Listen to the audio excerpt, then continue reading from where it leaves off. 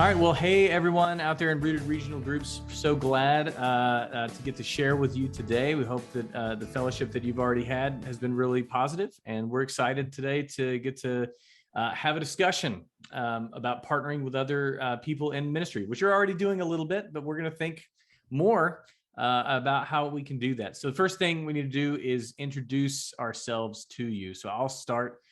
My name is Josh Hussung, and I'm the pastor of youth and families at Grace Community Church in Nashville, Tennessee. And I'm on the south side of Nashville. I've been in youth ministry for a little over 16 years, but I've been at my church as the youth and families pastor for almost 13 years. Go ahead, Clark, why don't you go next? Hey guys, my name is Clark, and I am the associate pastor at First Baptist Church in San Francisco. So I oversee youth and young adults and also family and adult discipleship ministries. We're a multi-ethnic church in the heart of the city of San Francisco, and I've been here for, 4 months now. So still very green, but I've been in youth ministry for about the last 13 years or so. Yeah, also on the West Coast. My name is David Brashler, and I'm serving in a church called Saving Grace just outside of Portland, Oregon. I've been in ministry since the fall of 2007, about 12 to 13 of those years in youth ministry specifically, but I currently serve as the associate pastor at Saving Grace Church, where I get to oversee youth from high school down through the nursery. So it's a pretty wide swath, you could say, but have been part of Rooted for quite some time, served on the steering committee for a few years, and happy to be part of this call. Hi, my name is Becca Heck, and I am in Atlanta, Georgia. I've served in youth ministry off and on for like the last 15 years, and got to be a part of a church here in Atlanta for the last 12, and have recently moved into finishing my MDiv RTS. So I am in a spot of getting to do a lot of stuff like this, where I get to jump in and meet with and talk with other youth ministers and youth leaders and workers while I am doing my studies. So I'm excited to get to do this with you guys. Yeah, so great. Yeah, thank you all for joining us. And we definitely have very different contexts. All four of us do. We figure that maybe somebody in our group is going to be identifiable with people listening in Rooted Regional Groups with their own context. Because when we talk about things like partnership, someone's experience in one location may be totally different than somebody else's. So let's go ahead and start talking about this. We're talking about partnering with other people involved in youth ministry. So the first thing is, we'll just throw it out there for whoever wants to answer first, is what is the value of partnering with other youth ministry individuals? And I think, my the first thought that I had that just kind of came to mind was in my Rooted Regional Group, in where my church is in Atlanta is so it's pretty like urban, it's pretty condensed, and you can kind of throw a rock and hit another church pretty easily. It's just kind of the South for you. And so it was pretty common actually for a lot of our churches within kind of a certain mile radius to share students and to share families. And that different students would go to different youth ministries if they were on different nights or were a part of different retreats or things like that. And so truly one of the most glorifying, and I think one of the coolest ways that my ministry got to partner with other ministries was that we literally had to and got to check in with each other about like, hey, how's that student doing? I heard they went on your retreat and had some really great conversations. Or, hey, do you have this parent's number? Because their kid keeps showing up and I need to talk to them about some things, right? And so it became actually a very organic relationship based solely on wanting to continue to join together and to partner about like pastoring our students well. And that came just organically because we were sharing them and it became a necessity in some ways. But that was just something I hadn't thought I never thought through or planned that or prepared for that in any way. So it just was very much an organic thing that came out of it.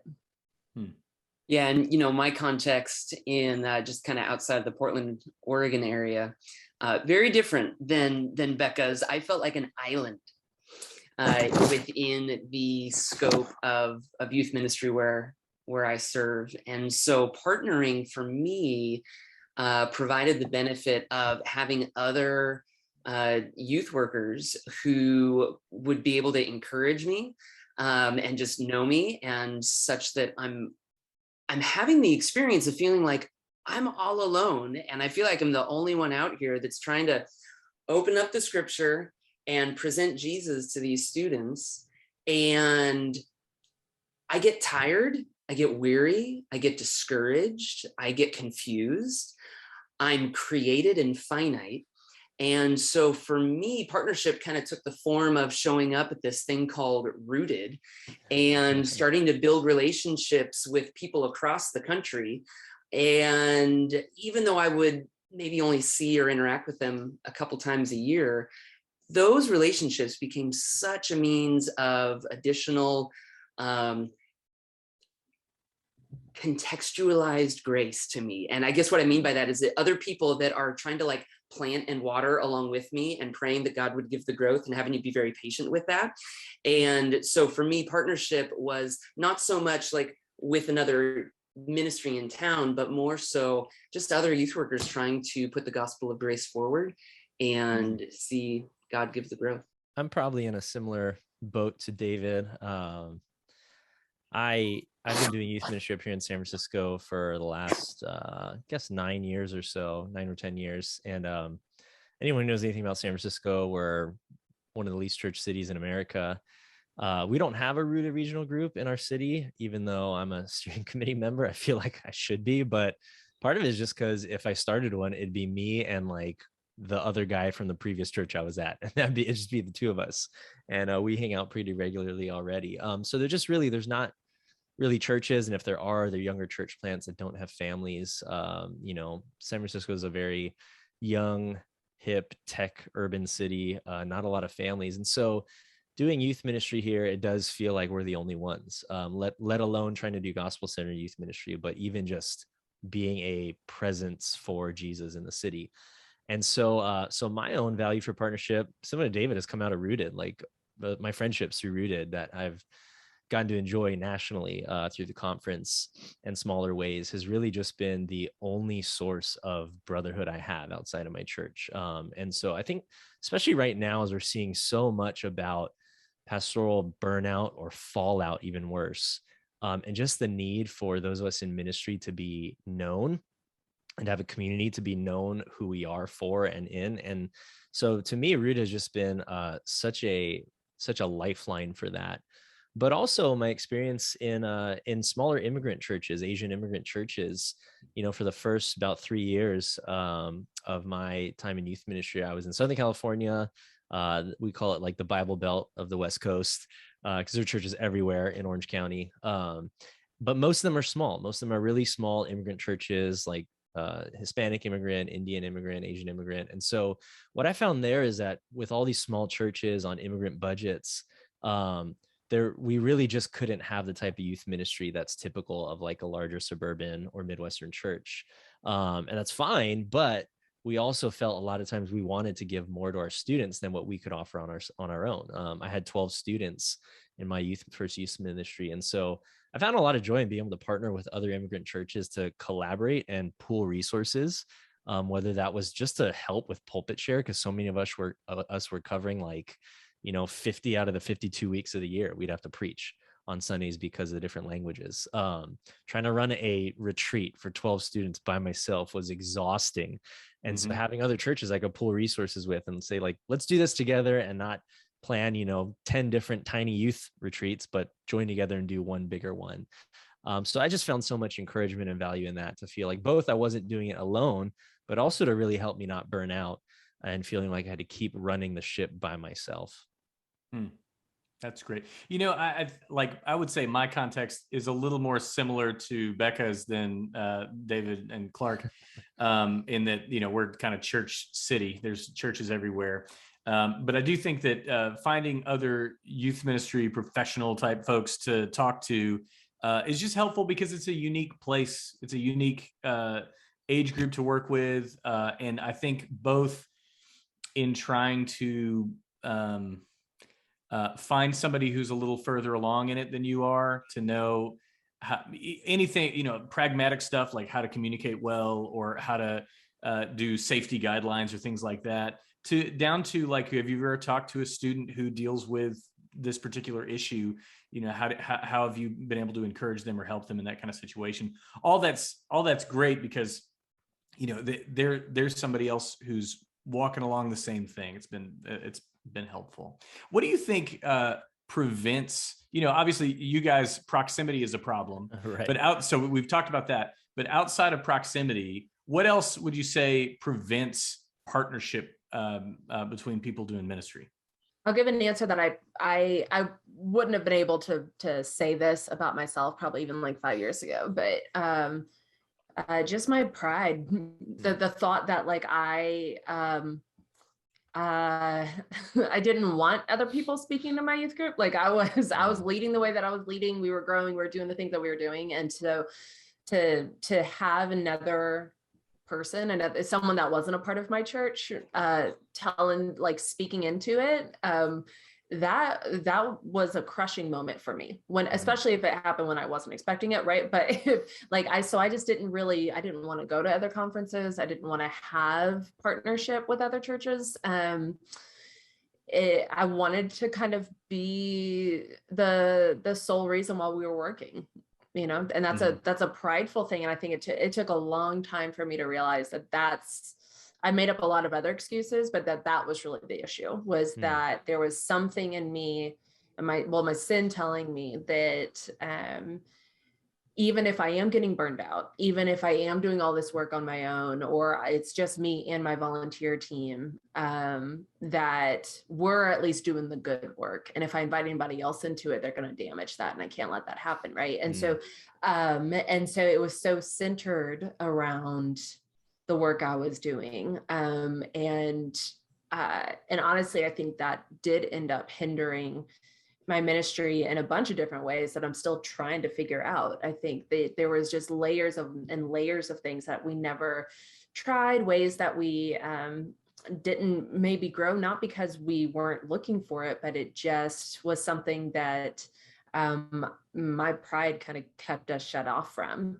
I do think that's a big part for us as youth leaders, and really as leaders in the church, no matter what, right? That our pride continues to be, and our sinfulness continues to be something that brings us to the forefront of a ministry in such a way that it replaces Jesus. Yeah. And that does no good for anyone. And so, especially I think if you are for me, I think it was a lot of my youthfulness and my desire to be one of the best in the city, and to like really grow on my own so that I could say that I can hang in with the big kids, ended up causing a lot of pain and a lot of hurt in a lot of ways. So I do think whenever we think through and ask the question of what could hinder us, there's a big part of us that we need to like make sure we're doing some Holy Spirit work on our own heart, and say, is there things in there that are keeping us from wanting community in such a way that it's actually hurting the ministry and causing, and is really just a repercussion of our own sin and our own pride in it. Yeah, that's the kind of Becca's emphasis there is the first thing that comes to mind for me, is that sense that I'm the only one doing it right. Why would I want to connect up with somebody else who's just going to slow me down? Especially out in Oregon, right? Yeah, I mean, and contextually, like in my case, I had one or two opportunities to kind of like rub shoulders with other folks in the local area. And they had very different values and approached youth ministry very differently than I did. And they didn't want to emphasize the gospel in the way that I wanted to. And so for me, like from a theological, like driven standpoint, I'm like, well, no, that's not going to be helpful. And I do think like my pride then helped me continue maybe maintaining some of that distance.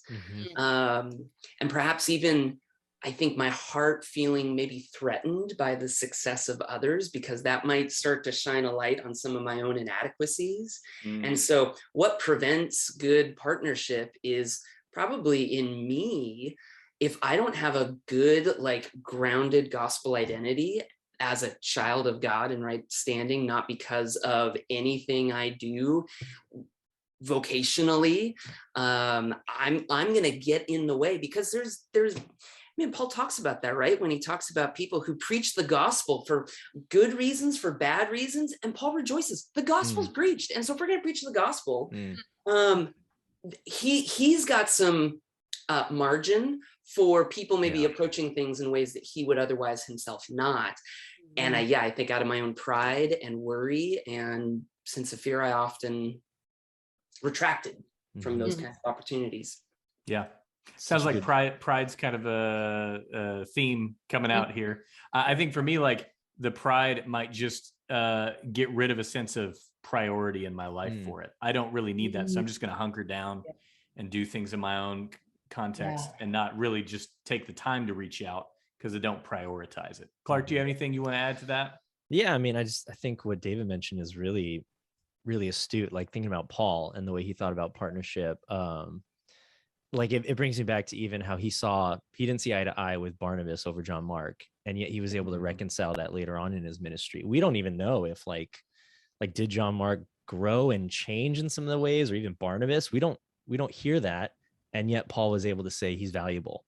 And so I think one thing, like similar to what you guys are talking about with pride, but I think about it more of like tribalism, maybe like a very specific way of thinking about it, where for myself, especially, like knowing that I tend to be drawn to, like, we want to be, all of us are drawn to people that we connect with. And especially the deeper we connect with theologically, the greater partnership we feel like we can have.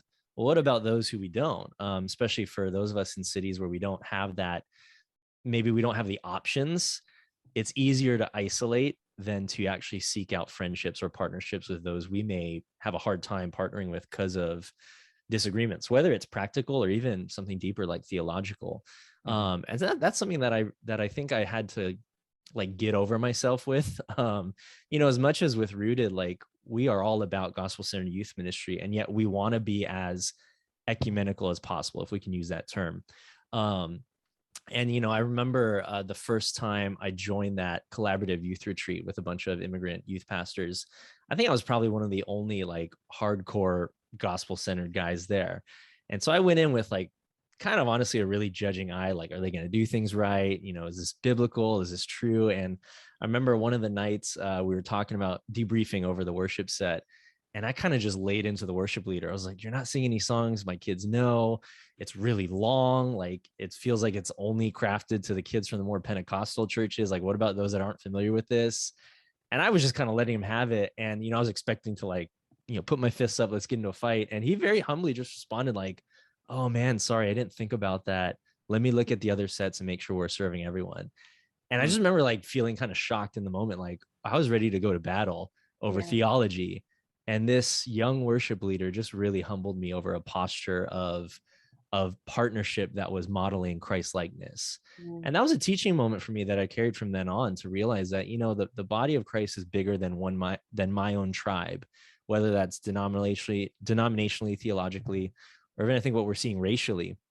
We're really learning how do we overcome some of those barriers by just getting over ourselves, so that we can realize the value in partnership across some of these lines we might normally not do so.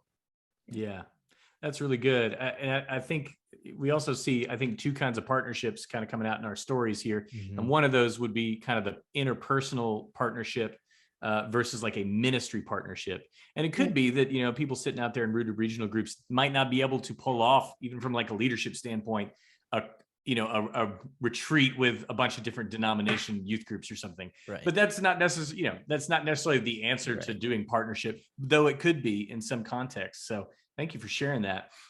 Well, we're almost out of time. We don't want to take up too much time before they can get into discussion, but we do have one more question.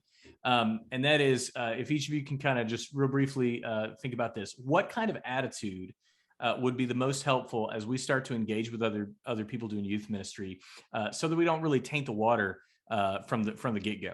Well, I remember from the first Rooted conference I attended, which if I remember right, I think it was like 2012.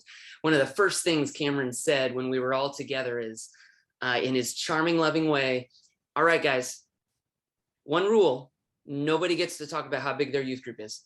That's No the one numbers. rule during Yeah. free time today. Okay. Go out, get food, whatever, but don't talk about how big the youth group is. And for me, that really helps lower the bar in the sense that we are all in process. We are all sinners saved by grace. And so it's not about what particular branch God might be giving more growth to in one season or another. It's about, are we as branches abiding in the vine of Christ? And if that's the case, if that's my attitude and posture such that I can maybe embody that sense of John the Baptist, where he's, saying, hey, I must decrease that he might increase. We'll let God do the work of giving growth where he sees fit. And our job is to abide in that vine and stay dependent. I think jumping off of what Clark had to say about just our different, sticking with our different tribes, right? That there's actually, I think a beautiful attitude to have is just to have an awe of God that there would be different tribes and that he would call those tribes to be together. That he would create such a diversity, not only in personality of leadership, but also in the ways in which different groups tend to worship, the ways in which different groups tend to have ways that they deliver gospel-centered sermons, all of those things, that he would create such a diversity, and then yet also call us to a one-ship in Jesus and make it possible through his work that we could also do ministry together, right? And so we talk a lot about just having this resurrection power that is in us, and that resurrection power helps us to go out and to be a part of the gospel-centered ministry and get to partner with others and doing this big work that is bigger than all of us. And yet we are being given this gift of getting to be a part of it. And so I think having that kind of attitude when we're starting to talk about partnership, even if all that means is just, grabbing coffee with someone from a different church, or grabbing coffee from someone or who's at the church down the street that normally you're like, you don't know if your kids are showing up because they might be at that youth group instead. Like finding time to build those kind of partnerships, and even just a relationship where you both get to sit down and know each other. I think creates the kind of bridge that we're talking about, the kind of partnership and relationships that we're talking about, of just saying, hey, we may be different, our backgrounds might be different, and yet this is the ministry and the calling that is on both of our hearts. And so that from that point on, we have a lot to talk about. Yeah, I think makes me think about, Becca, when you were talking about the cold call of like, do I cold call someone who's different to gain a relationship? Like, it feels really unnatural, and like, how do you approach that? And I think when I think about the best partnerships I've had, it's when people have come to me with a posture not of like, hey, we want to do this partnership, can you be a part of what we're doing? Or we want to help you, what do you need? As altruistic as that sounds, it really does come from a standpoint of like, I'm the one that has things figured out, you need me, so come into a relationship with me. What I found that those who have approached me with a sense of like, hey, I just want to get to know you, like, hey, we should grab coffee, or even from the standpoint of like, hey, I have this question, can you help me figure it out? It really shows this posture of partnership, like you were talking about, Josh, being friendship or relationship. It goes both ways, right? It's not just how can I help you, but how can you help me? Like, I need you just as much as you need me. And so I think leading off with that, like, I may be the veteran, I may have things figured out, but I need this other person, whether or not they're from a small youth group, a smaller immigrant one, a different, different racial pocket or tribal denominational pocket. Like, just the posture of learning, I think births friendship, and out of that can come greater partnership. So that's really the main thing I'd say. And I think, what I've found is, as we're talking about partnership too, probably what's been most valuable in leading to partnership in the way that we want, that's like a gospel-centered partnership, is this value of centering that relationship around Christ, around the gospel. And so something I've just found is I need more fellow ministry people in my life that I can confess to, who know me. And that's one of the hardest things, right? To be able to confess our failings and shortcomings and even inward idolatry and sins to one another. But if I have people that I can say like, hey, I need to confess some things to you. Would you be willing to sit with me and hear me? I think that's just a beautiful space to birth out a truly gospel-centered partnership and relationship where we're not presenting like I'm the expert, but I need Christ and I need to do that with you. That's great, guys. Thank you. Paul in Philippians chapter 1 said, I thank my God in all my remembrance of you because of your partnership in the gospel from the first day until now. And very thankful, we're in different places, different parts of the country. Thankful for your partnership, each of you guys. And so glad to have this discussion. Thank you for watching, everybody out in regional groups. And I hope this has been helpful. And I hope the discussion that follows is also helpful. And, if you need anything, we're around, reach out. And hope the partnership is happening all over the place. Thanks for watching.